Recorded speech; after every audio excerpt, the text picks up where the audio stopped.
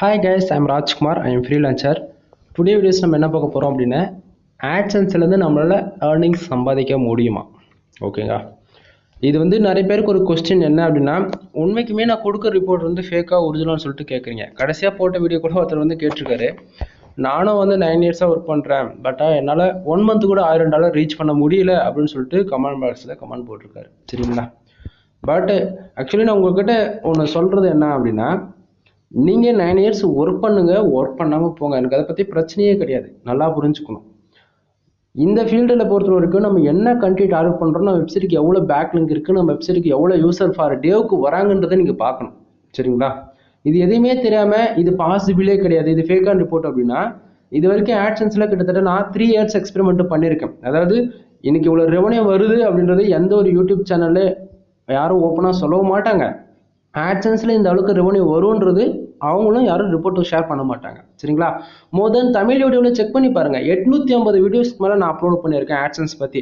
$1 அதாவது 0.01 சென்ஸில் ஆரம்பித்து கிட்டத்தட்ட ஃபார் மந்த்துக்கு $1500 வரைக்கும் ஒவ்வொரு நாளும் எவ்வளோ வருன்றது நான் வீடியோ கொடுத்துருக்கேன் உங்களுக்கு. அதாவது ஃபஸ்ட் டைம் என்னோட சேனல் பார்க்குறவங்களுக்கு வந்து தெரியாது. சரிங்களா?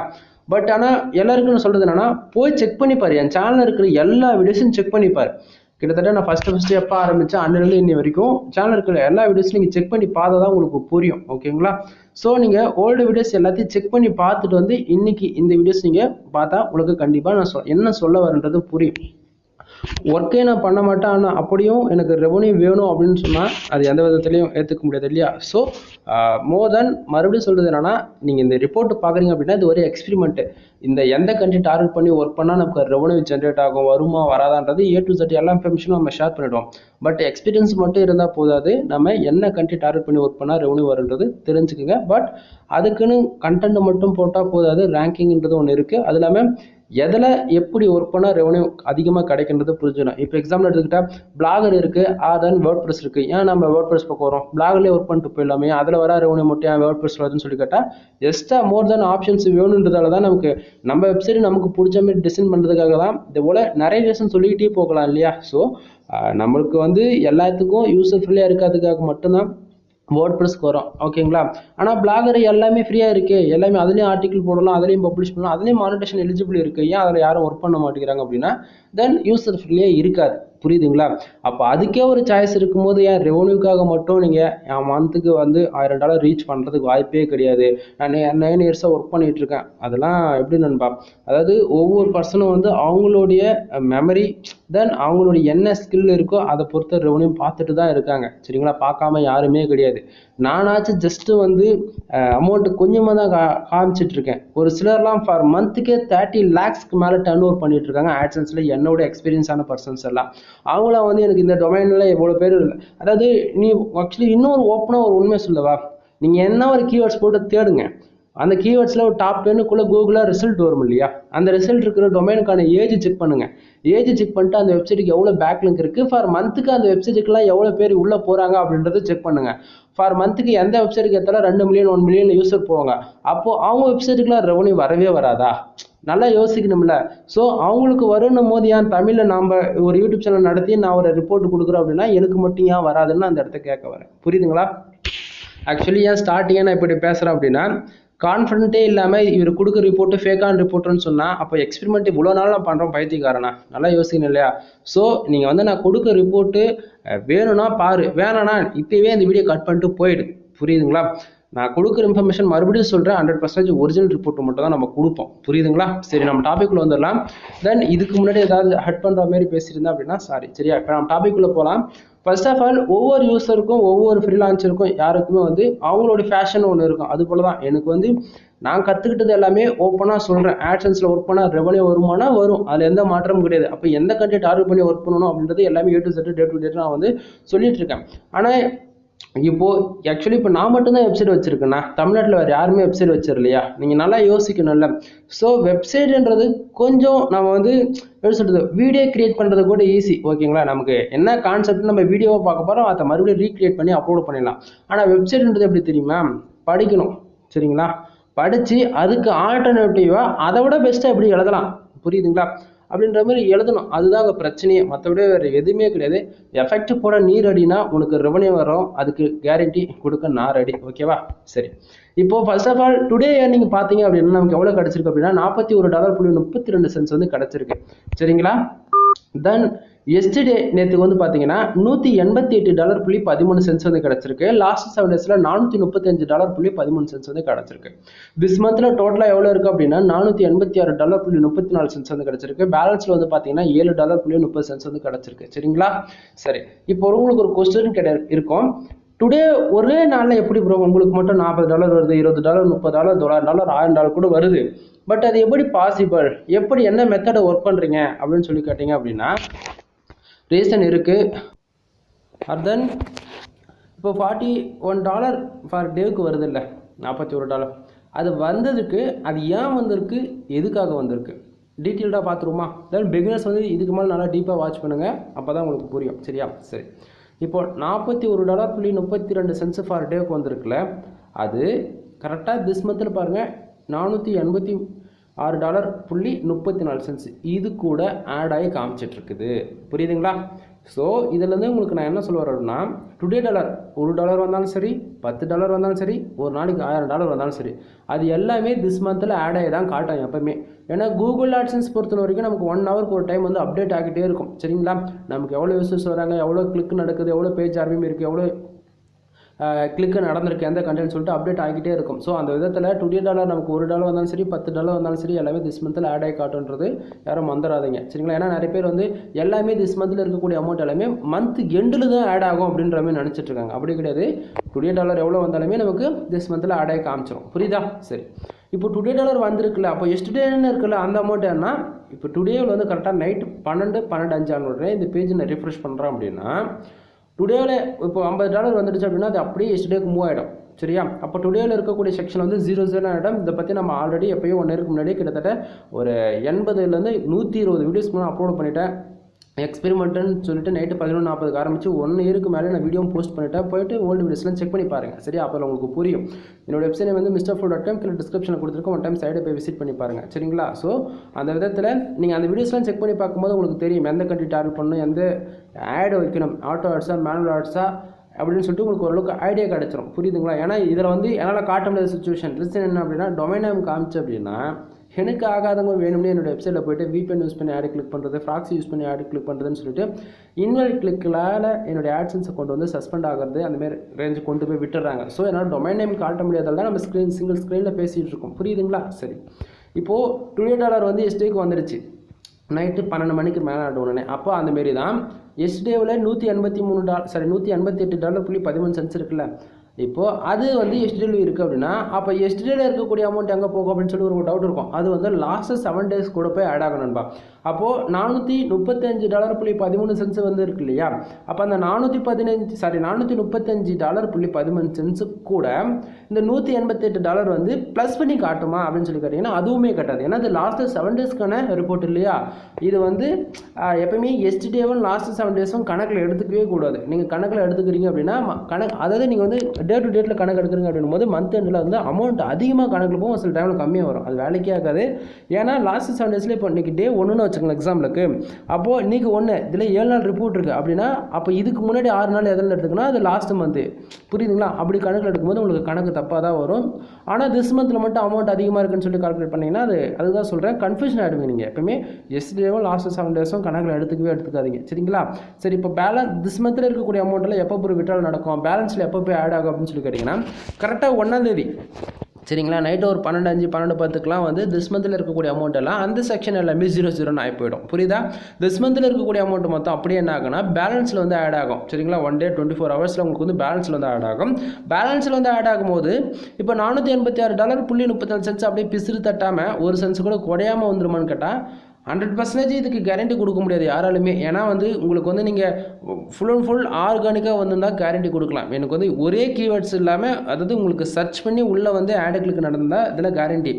எனக்கு வந்து சோஷியல் மீடியாவில் உள்ளே வராங்க, எக்ஸாம்பிள் எடுத்துக்கிற பிரிண்ட்ரெஸ்ட், டெலகிராமு, யூடியூப், அந்தமாரி சம் பிளாட்ஃபார்மில் இருந்து உங்களுக்கு யூசர்ஸ் உள்ளே வந்து ஆட் கிளிக் நடக்குதுங்கும் போது இன்வாலிட் கிளிக்குன்னு சொல்லிட்டு அமௌண்ட் மைனஸ் ஆகிறதுக்கு 85% மேலே வாய்ப்பு இருக்குது. புரியுதுங்களா? ஆர்கானிக்காக வர யூசர்ஸ்க்கு 100% கேரண்டி கொடுக்கலாம். புரியுதுங்களா? ஸோ பேலன்ஸ் வந்து ஆட் ஆகுது அமௌண்ட் எல்லாமே அப்படின்னும் போது $100 வந்ததா அப்படின்னா நம்மளால் விட்ரால் வச்சுக்க முடியும். $100 வந்துட்டா ஆட்சன்ஸ் தரப்புலேருந்து நமக்கு பேங்க் அக்கௌண்ட்டுக்கு அனுப்பிச்சி விட்ருவாங்க. அதேமாதிரி நிறைய பேருக்கு வித்ரால் எப்படி நடக்கும் ப்ரோ, யூபிஐ ட்ரான்சாக்ஷனா, பேபாலா, அதுமாரி நெட் பேங்கிங்னு சொல்லி கேட்குறாங்க நிறைய பேர்.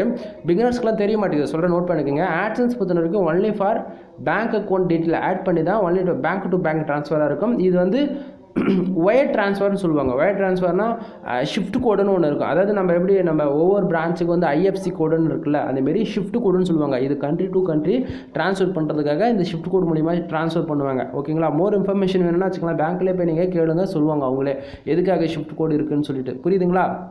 ஸோ நீங்கள் வந்து எந்த பேங்க் வேணால் வச்சுக்கலாம். இப்போ இந்தியன் பேங்க்கு, எஸ்பிஐஏ, bank of India, bank of Baroda, அதுமாரி மோர் உங்களால் எந்த பேங்க்குக்கு வந்து உங்களுக்கு ட்ரான்சாக்ஷன் கரெக்டாக இருக்கும்னு நினைக்கிறீங்களோ அந்த பேங்க் கொடுத்துக்கலாம். ஆனால் எல்லா பேங்க்குக்குமே வந்து ஷிஃப்ட் கோடுன்னு ஒன்று இருந்தால் மட்டும்தான் இருக்கும், இல்லாமலாம் இருக்காது. நீங்கள் போய் பேங்க்கில் வந்து கேட்டு வாங்கிட்டு வந்து நீங்கள் வச்சுக்கணும். வேணால் ஆட்சன்ஸ் பற்றில ஒரு $10 வந்தால் மட்டும்தான் ஐடி வெரிஃபிகேஷன், பின் வெரிஃபிகேஷன் பண்ண முடியும். அது ரெண்டு பண்ணி முடிச்சுட்டு பிறகு தான் பேங்க் அக்கௌண்ட் டீட்டில் வந்து ஆட் பண்ணவே முடியும். புரியுதுங்களா? தென் இப்போது பேங்க் அக்கௌண்ட் டீட்டில் ஆட் பண்ணிட்டோம். நமக்கு ஆட்சன்ஸில் வந்து ஒரு $100 இருக்குது அப்படின்னும் போது கரெக்டாக என்ன பண்ணுவாங்க அப்படின்னா, ஆக்சுவலி இதில் 50 நாள் கணக்கு வந்துடும் நம்ம ஆவரேஜ் பண்ணி. ஏன்னா மொதல் 30 நாள் வந்து திஸ் மந்தில் ஆவரேஜ் பண்ணி இப்போ $487 வந்துருச்சு. இப்போ டே இன்றைக்கி ஒன்றுனா கரெக்டாக 1ஆம் தேதியிலேருந்து என்ன ஆகுனா திஸ் மந்தில் இருக்கக்கூடிய அமௌண்ட் எல்லாமே ஜீரோ பண்ணி பேலன்ஸில் அனுப்புவாங்க. பேலன்ஸில் இருக்கிற அமௌண்ட்டு என்றைக்கு நமக்கு விட்ரால் நடக்கும் அப்படின்னா கரெக்டாக 20 நாள், எக்ஸாக்டாக 20 நாள் ஆகிடும் நம்ம பேங்க் அக்கௌண்ட் டீட்டெயிலுக்கு, சரி பேங்க் அக்கௌண்ட்டுக்கு வந்து அனுப்பிச்சி வைக்க. 21ஆம் தேதி நமக்கு கரெக்டாக வந்து பேலன்ஸில் இருக்கக்கூடிய அமௌண்ட்டெல்லாம் 00 ஆகிட்டு பேங்க் அக்கௌண்ட் டீட்டில் போட்டுருவாங்க. கரெக்டாக அதிலிருந்து 5 days 21ஆம் தேதி நமக்கு பேலன்ஸில் இருக்கக்கூடிய அமௌண்ட் 00 ஆகுது அப்படின்னா கரெக்டாக அதிலிருந்து ஒரு 3 to 4 days நீங்கள் எந்தெந்த பிரான்ச்சில் இருக்கோ உங்கள் அக்கௌண்ட்டு அதை பொறுத்து அவங்க வந்து ரிசீவ் பண்ணி அதை உங்கள் அக்கௌண்ட்டுக்கு இந்தியன் கரன்சியாக மாற்றுறதுக்கு 1 or 5 days வரைக்கும் டைம் எடுத்துப்பாங்க. புரியுதுங்களா? 25ஆம் தேதியில் உங்களுக்கு இந்தியன் கரன்சியாக டேக்ஸ்லாம் போக உங்களுக்கு ரிசீவ் ஆகிடும். புரியுதுங்களா?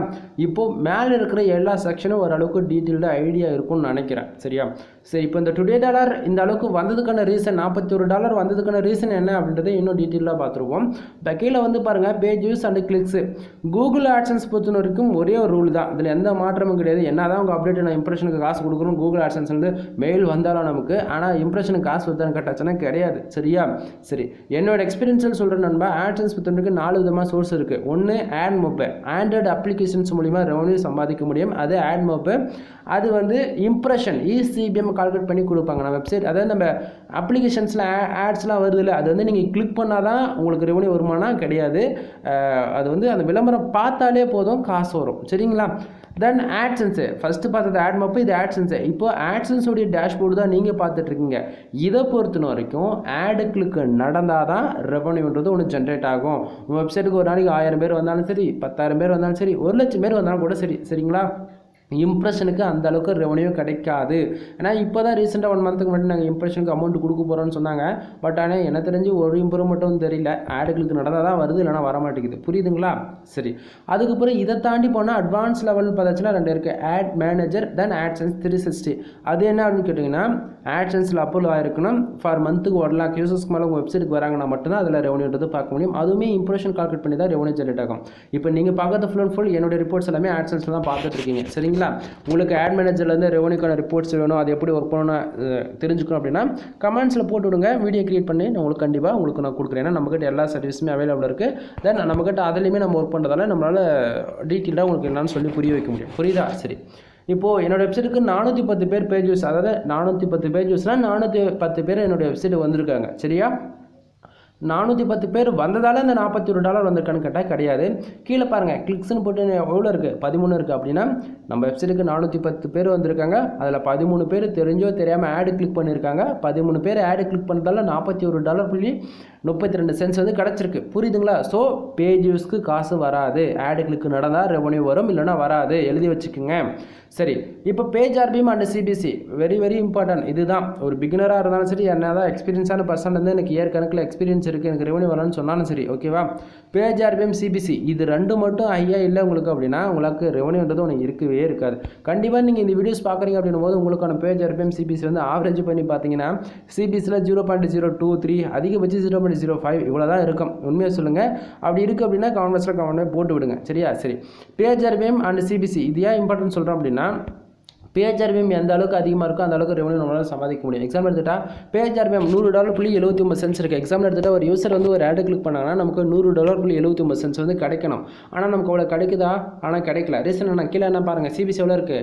$3.18. அந்த $100 நமக்கு கிடைக்கிது ஒரு கிளிக்கு. ஆனால் சிபிசி எவ்வளோ இருக்குது? காஸ்ட் பர் கிளிக்கில் பார்த்தாச்சுன்னா ஆவரேஜ் ஒரு யூசர் ஒரு ஆடு கிளிக் பண்ணாங்கன்னா $3.18 வந்து நமக்கு கிடைக்குது. சரிங்களா? சிபிசி ப்ரோ இந்த பேஜ் ஆர்பிஎம் ஏன் வருது, எதுக்காக வருது, சிபிசி எப்படி கால்குலேட் ஆகுது அப்படின்னா ப்ரோ அதாவது இப்படின்னு சொல்லி நீங்கள் கேட்குறீங்க அப்படின்னா எக்ஸாம்பிள் எடுத்துக்கிட்டால் இப்போது நான் car insurance bike insurance base பண்ணி ஒரு ஆர்டிகல் மைக்ரோ நிச்சஸில் ஒர்க் பண்ணுறேன். என் வெப்சைட்டில் ஃபுல்லாகவே கண்ட்ரி பேஸ் பண்ண இதுவில் டார்கெட் பண்ணி ஒர்க் பண்ணிகிட்ருக்கேன்.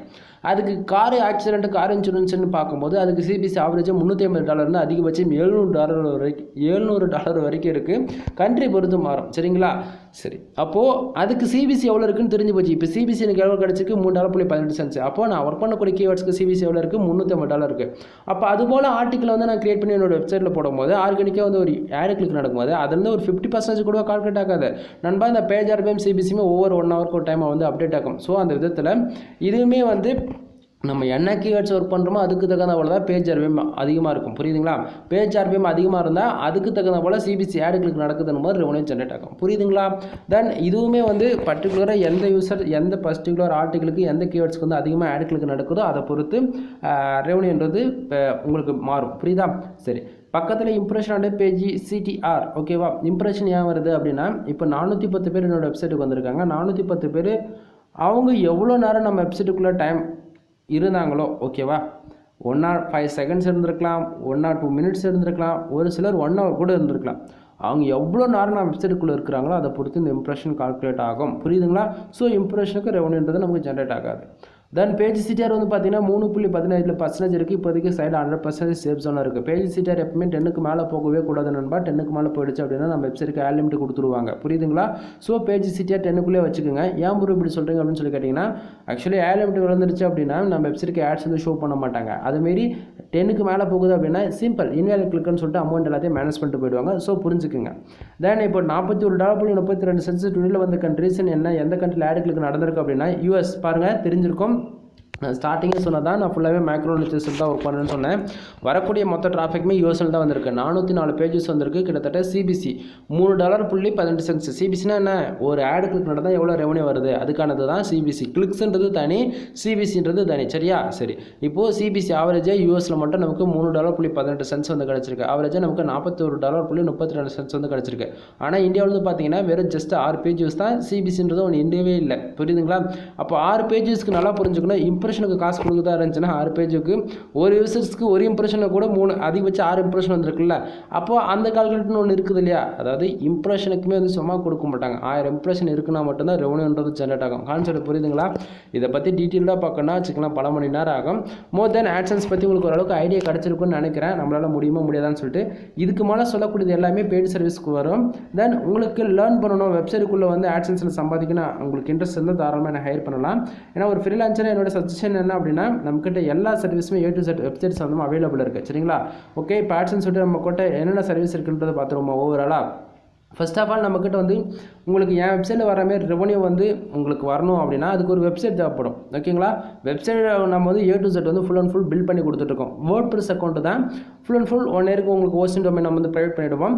எல்லா ஆக்சஸுமே உங்கள்கிட்ட தான் இருக்கும். எங்கிட்ட எதுவுமே இருக்காது. எல்லா ஆக்சஸும் உங்கள் டொமைனில், சரி உங்களோட ஜிமெயில் ஐடியில் தான் நம்ம ஹோஸ்டிங் டொமைன்லாம் வாங்கி கொடுப்போம். எல்லா சர்வீஸுமே நம்மக்கிட்ட நீட்டாக பண்ணி கொடுத்துருவோம். சரிங்களா? ஒரு வெப்சைட் நான் பில்ட் பண்ணுறதுக்கு $11,000 நான் சார்ஜ் பண்ணிகிட்ருக்கிறேன். உங்களுக்கு வந்து ஸ்க்ராட்ச்லேருந்து டில் எண்ட் வரைக்கும் நான் கற்றுக்கணும், லேர்ன் பண்ணணும், SEOக்கு முதல்ல கொண்டு எல்லாமே A to Z வெப்சைட் பற்றி கற்றுக்கணும் அப்படின்னா $15,000 ரவுண்டாக நம்ம வாங்கிட்டு இருக்கோம் ஆன்லைன் கிளாஸோட சேர்த்து. சரிங்களா? உங்களுக்கு வெப்சைட் பில்ட் பண்ணுற ஐடியா இருக்குது அப்படின்னா தாராளமாக நான் ஹையர் பண்ணுங்கள். கீழே டிஸ்கிரிப்ஷனில் கான்டாக்ட் நம்பர் கொடுத்துருக்கேன். அதான் social media groups, Telegram, WhatsApp channel, Instagram சொல்லிட்டு எல்லாமே கொடுத்துருக்கேன். விருப்பம் இருந்தால் கால் பண்ணி பேசுங்க. இல்லை எனக்கு வந்து ஷையாக இருக்குது அப்படின்னா டெலகிராமில் வந்து மெசேஜ் பண்ணுங்கள், நானே கூட கால் பண்ணுறேன். புரியுதுங்களா? சரி, இப்போது வெப்சைட் பில்ட் பண்ணி கொடுத்துட்ருக்கோம். அவரேஜ் ப்ரைஸ் வந்து வெறும் வெப்சைட் மட்டும் வேணும்னா 11,000 1 இயர் கோர்ஸ் நம்ம ப்ரொவைட் பண்ணிவிடுவோம். ஆன்லைன் கிளாஸ் என்னன்னா வேணும் அப்படின்னா 15,000, வேண்டாம் அப்படின்னா 11,000. புரியுதா? சரி, அதை தாண்டி வெப்சைட்டுக்கு தேவையான பேக்லிங்க் சர்வீஸ் அவைலபிளாக இருக்குது. ஒரு பேக்லிங்க் வந்து குவாலிட்டியாக பண்ணணும்னா 2 ரூபாயிலிருந்து 5 ரூபா வரைக்கும் சார்ஜ் பண்ணுறோம். இல்லை எனக்கு மீடியம் ரேஞ்சில் வேணும் அப்படின்னா 1 ரூபான்னு சார்ஜ் பண்ணிட்டு இருக்கோம். சரிங்களா? பேக்லிங்க் நம்ம வெப்சைட்டுக்கு எந்த அளவுக்கு அதிகமாக இருக்கோ அதை பொறுத்து தான் நம்ம வெப்சைட்டுக்கு டிராஃபிக் வருன்றது நல்லா புரிஞ்சுக்குங்க. தான் பேக்லிங்கோட இம்பார்ட்டன்ட் உங்களுக்கு தெரிஞ்சுக்கணும் அப்படின்னா கால் பண்ணுங்க, நானே சொல்கிறேன். அது போக வெப்சைட்டுக்கு ப்ரீமியம் தீம்ஸ் வந்து நம்ம சேல்ஸ் கொடுத்துட்ருக்கோம். ஓகேங்களா? இப்போது நம்ம வந்து ஆஃபர் கொடுத்துட்ருக்கோம் நண்பா. நீங்கள் 20 ஆர்டிகல் எங்கிட்ட வாங்குறீங்க அப்படின்னா உங்களுக்கு வந்து generate plus premium themes with கீயோட நம்ம வந்து ஆக்டிவேட் பண்ணி கொடுத்துட்ருக்கோம். அதுக்குன்னு கீ கொடுப்பீங்களான்னு சொல்லி கேட்டால் கீழே கொடுக்க மாட்டேன். யூசர் நேம் பாஸ்வேர்ட் நீங்கள் WordPress கொடுக்குறீங்க அப்படின்னும் போது ஜஸ்ட் ஒரு 10 மினிட்ஸில் ஆக்டிவேட் பண்ணி கொடுத்துருவேன். நீங்கள் எந்த டெம்ப்ளேட் தேவையோ நீங்கள் வந்து அதை யூஸ் பண்ணிக்கலாம். புரியுதுங்களா? நம்ம WordPress தீம்ஸ் வந்து ஜஸ்ட் வந்து 1000 ரூபாய்க்கு தான் நம்ம சேல்ஸ் பண்ணி கொடுத்துட்ருக்கோம். உங்கள் வெப்சைட்டுக்கு வந்து WordPress generate plus premium themes வேணும் அப்படின்னா தாராளமாக ஹையர் பண்ணி வாங்கிக்கலாம். அதே ஒரு பர்டிகுலராக WordPress தீம்ஸில் ஜென்ரேட் ப்ளஸ் கொடுக்குறீங்கன்னு சொல்லிக்கிட்டால் நம்ம வேர்ல்டில் அதிகம் ஃபாஸ்ட் லோடிங் ஆகக்கூடிய தீம்ஸ் வந்து பார்த்திங்கன்னா ஜென்ரேட் ப்ளஸ் வந்து ஒன் ஆஃப் த பெஸ்ட்டாக இருக்கும். ரேங்கிங்குமே வந்து பார்த்துச்சுன்னா வேறு லெவலில் பர்ஃபார்மன்ஸ் பண்ணக்கூடியது ஜென்ரேட் ப்ளஸ் தான். புரியுதுங்களா? ஸோ நம்ம இது வரைக்கும் என் வெப்சைட்டுக்கு போட்டிருக்க எல்லா தீம்ஸுமே வந்து ப்ரீமியம் தான் இருக்கும். எந்த ஒரு கிராக்கோ ஜிபேலோ நம்ம யூஸ் பண்ணுறது கிடையாது. என்னுடைய கிளைண்ட்ஸுக்கு இருந்தாலும் சரி, என்னுடைய யூசர்ஸ்க்கு யாருக்குமே சரி, ஃப்ரீன்றதை நான் சஜெக்ஷன் பண்ணவே மாட்டேன். ஏன்னா என்றைக்காக இருந்தாலும் நீங்கள் ஃபியூச்சரில் தயவு செஞ்சு ப்ரீமியம் தீம்ஸுக்கு மாறிடுங்கன்னு தான் சொல்லுவேன். நம்ம வந்து பல்காக வந்து $250 இந்தமாரி பே பண்ணி வாங்குறதால நமக்கு வந்து அன்லிமிட்டட் வெப்சைட்டு, அதை அன்லிமிட்டட் கீ இருக்கிறதால வந்து பார்த்திங்கன்னா நம்ம வந்து ஈஸியாக ஆக்டிவேட் பண்ணிடுவோம். இதுதான் நான் சொல்ல வருது. புரியுதுங்களா? நம்ம வந்து இது அதிகமாக வாங்கிட்டு இப்போ நான் ஒரு வெப்சைட்டுக்காக அதை வாங்கிட்டு மற்றதில் வேஸ்ட்டாக தானே இருக்கேன். அதை நான் வந்து எனக்கு ப்ராஃபிட்டபுளாக மாற்றிக்கிறதுக்காக லோ ப்ரைஸில் கொடுத்துட்ருக்கேன். நீங்கள் வந்து எங்கிட்ட வந்து இப்போ 1000 ரூபாய்க்கு வாங்கிட்டு வேறு எதனா வெப்சைட்டுக்கு போட்டு கொடுக்கணும், மேலே நீங்கள் எவ்வளோ வேணால் வச்சு விற்றுக்கு, எனக்கு அதை பற்றி கவலை கிடையாது. சைடு கொடுப்பீங்க, நான் ஆக்டிவேட் பண்ணி கொடுப்பேன், அவ்வளோதான். புரியுதுங்களா? ஸோ உங்கள் website generate plus premium themes வேணால் தாராளமாக எனக்கு கனெக்ட் பண்ணுங்கள். அடுத்ததாக வந்து பார்த்தீங்கன்னா நம்ம வெப்சைட்டுக்கு domain authority or domain rating பண்ணி கொடுத்துட்ருக்கோம். உங்கள் வெப்சைட்டுக்கு டொமைன் அத்தாரிட்டி பண்ணணுமா, டொமைன் ரேட்டிங் பண்ணணுமா? டொமைன் அத்தாரிட்டி மினிமம் 50 வரைக்கும் நம்ம கேரண்டி கொடுக்கலாம். மினிமம் பேக்கேஜ் 5,000 ஸ்டார்ட் ஆகுது. சரிங்களா? உங்கள் வெப்சைட்டுக்கு டொமைன் அத்தாரிட்டி ஏற்றணும், டொமைன் ரேட்டிங் ஏற்றணும் அப்படின்னா தாராளமாக நீங்கள் ஹையர் பண்ணலாம். 5,000 நம்ம பேக்கேஜ் ஸ்டார்ட் பண்ணணும்னு சொல்லிட்டேன். தென் மோர் இன்ஃபர்மேஷனுக்கு கால் பண்ணுங்கள், எஸ்ஆவே சொல்கிறேன் உங்களுக்கு. புரியுதா? அது போக வெப்சைட்டுக்கு தேவையான SEO சர்வீஸு, அது போக வெப்சைட் ஆடிட்டிங் பார்க்குறது, வெப்சைட் கஸ்டமைஸ் பண்ணி கொடுக்குறது, காமர்ஸ் வெப்சைட் பில்ட் பண்ணுறது, அப்படி வெப்சைட்டுக்கு சம்மந்தமான A to Z எல்லா சர்வீஸுமே அவைலபிள் இருக்குது. கிட்டத்தட்ட 250க்கும்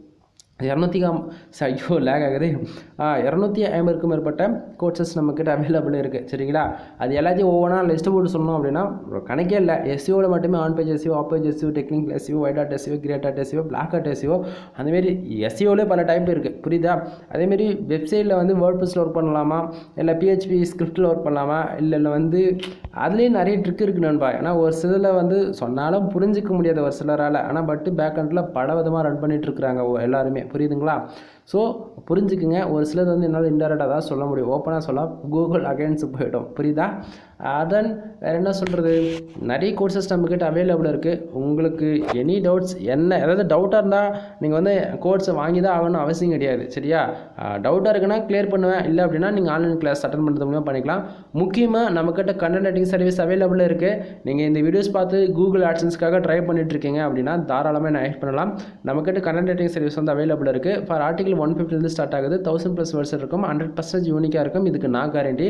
நீங்கள் ஆட்சன்ஸ் மினிமம் வந்து 30 50 ஆர்டிகல் போடுறது மூலமா அப்போல வாங்கிக்கலாம். சரிங்களா? இல்லை நான் ஆல்ரெடி ஆட்சன்ஸ் அக்கௌண்ட் வச்சிருக்கேன், எனக்கு வந்து CBCR ரெவன்யூ வந்து சுத்தமாகவே இல்லை ப்ரோ, அது ஏற்றணும் அப்படின்னா ICBC ஆர்டிக்கல் இன்சூரன்ஸ் லா பேஸ் பண்ணி கொடுப்பேன். அதை போகிறது மூலிமா ஜஸ்ட் 1 மந்தில் நீங்கள் ரெவன்யூன்றது பார்க்க முடியும், இன்க்ரீஸும் ஆகும். இதுக்கு நம்ம கேரண்டி. புரியுதுங்களா?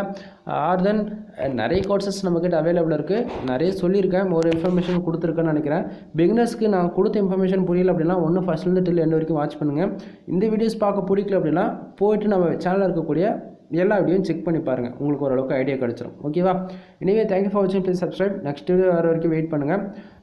எனிவே பை பை நண்பா.